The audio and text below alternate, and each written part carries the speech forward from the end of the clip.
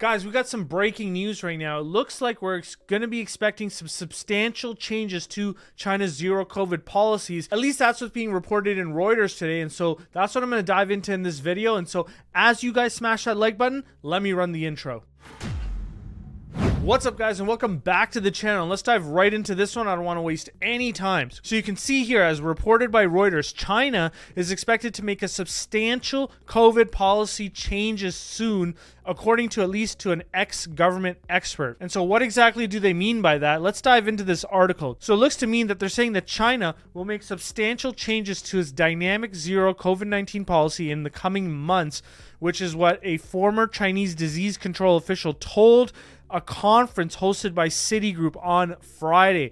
And so in addition to that, it looks like there's some more corroborating evidence to this. There's just like little pieces that we're picking up on, and we're sort of putting this story together. Separately, 3 sources familiar with the matter said China may soon further shorten quarantine requirements for inbound travelers, and I'll dive into that a little bit more. They explain it a little bit more. So Zhen Guang, former chief epidemiologist at the Chinese Center for Disease Control and Prevention, said that the conditions for China opening up were accumulating, citing new vaccines and progress the country has made in antiviral drug research. So this is all really good news, and it looks like they're getting faster to that point where they're moving away from that zero COVID approach. Look, I was very pessimistic on this, so I might actually be proven wrong in this situation. So guys, let me know in the comments when you think that they're going to completely move away from their zero COVID approach. I really think, and I did say it in a previous video, that they're going to start tippy-toeing away from it, but I don't actually know when that's going to be completely gone. My suspicion is that it's going to be in the spring.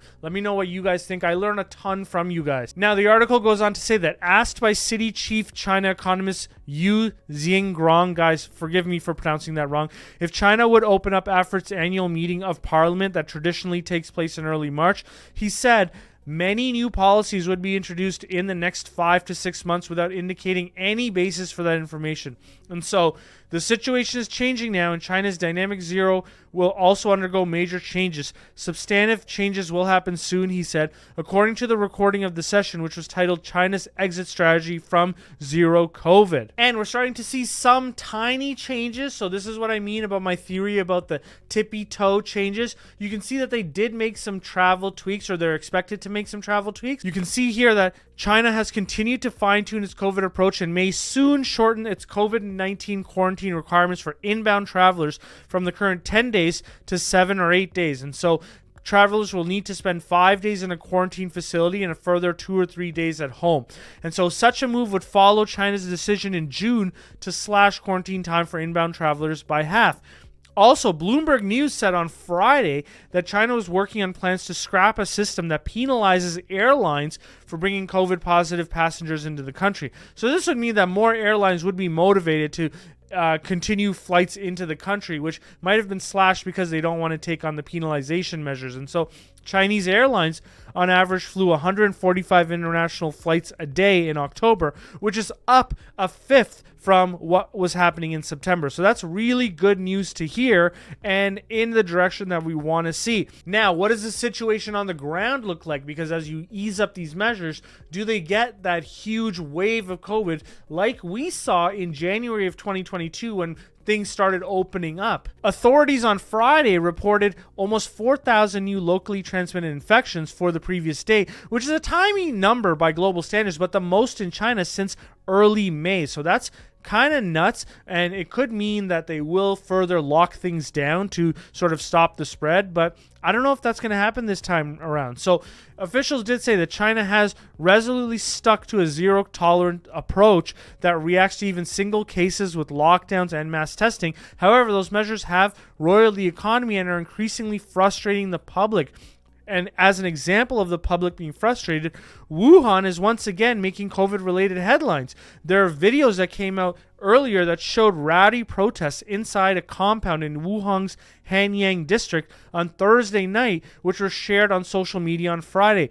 Angry residents in the videos were seen smashing COVID disaster relief tents and calling for an end to their lockdown, with crowds shouting, "Give us freedom, give us freedom." And that's the biggest thing that has come out from China. The people are not afraid of protesting now, which is something that they were afraid of protesting before. And so I think as these protests continue on and they grow in greater number, you're going to see these sort of zero COVID policies rolled back. And I think they're already starting to get rolled back. We're just not hearing about it yet, but we'll see what happens in the coming couple of weeks and months. And I do believe that once the market believes that the zero COVID policies are sort of behind China, I do believe that it's going to be enough to light a fire under the securities like Alibaba. And so we'll see how this plays out. I also do believe, and I did mention in a previous video, that I think that the PCAOB audits went well. So the two largest risks, the two immediate largest risks, are largely behind us. And so let's see what this means for the share prices overall. And you can see that the share prices have been reacting a little bit as the news has been coming out. So you can see that there have been mini pops in the share price of Alibaba as investors are piecing together the info regarding the PCAOB audit and zero COVID situation. We saw a pop on November 1st, and we saw a pop again on November 4th. And so let's see how this situation plays out. But if you guys haven't seen my video on the PCAOB audits and what my thoughts are there, take a look at this video that I attached right here, which is that video.